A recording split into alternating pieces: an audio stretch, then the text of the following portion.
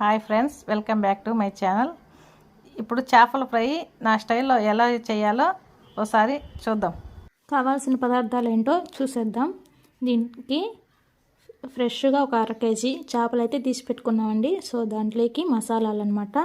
జీలకర్ర 1 స్పూను, ధనియాల పొడి 1 స్పూన్ అనమాట. సో తర్వాత అల్లం పేస్ట్ 1 స్పూను, ఆ తర్వాత మిరియాల పొడి 1/2 స్పూన్ అనమాట, సాల్ట్ 1.5 స్పూను, అలాగే కారం.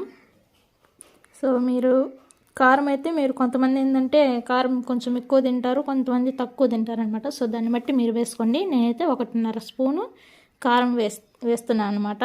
సో చేపలు అయితే చాలా బాగున్నాయి ఫ్రెష్గా. ఆల్రెడీ దీనికి చేపల పులుసు కూడా చేశాను, అది కూడా వీడియో పెడతాను. సో అది కూడా వస్తుంది అనమాట. రేపైతే ఈ వీడియో అయితే అప్లోడ్ చేస్తున్నాం అనమాట.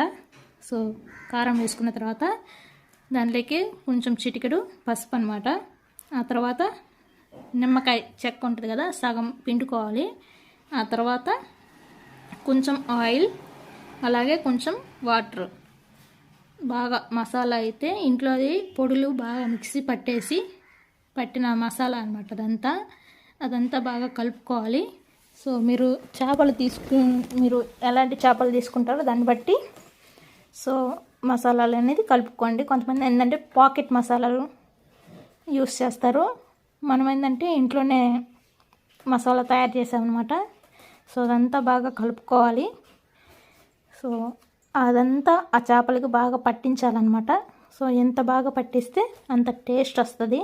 ఫ్రై కాబట్టి చాలా బాగుంటుంది. అలాగే ఎంతమందికి చేపల పులుసు వీడియో కావాలో కామెంట్ చేయండి. అలాగే నా వీడియో ఎవరైనా కొత్తగా చూస్తున్న వాళ్ళైతే సబ్స్క్రైబ్ చేసుకోండి. ఇంకా వీడియోస్ ఇంకా వస్తాయన్నమాట, ఫుడ్ ఐటమ్స్. సో మాకు ఎంతో ఇష్టమైన ఫేవరెట్ ఒక నాన్ వెజ్ ఐటెం కూడా రాబోతుంది. సో అది ఎంతమందికి కావాలో కామెంట్ చేయండి. అది కావాలంటే నాన్ వెజ్ ఐటమ్ అని చెప్పి కామెంట్ చేయండి, అది కూడా అప్లోడ్ చేస్తాను. సో అలాగే మీరు నెక్స్ట్ పండగకి వినాయక చవితి వస్తుంది కాబట్టి సో మీరు ఏమేమి చేస్తున్నారో కూడా కామెంట్ చేయండి. మీకు ఏం స్పెషల్ కూడా చెప్పండి.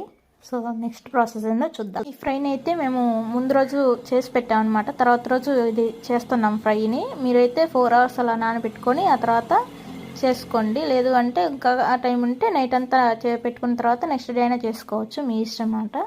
సో అలా చేసామన్నమాట. ఫ్రై అయితే చాలా బాగా వచ్చింది.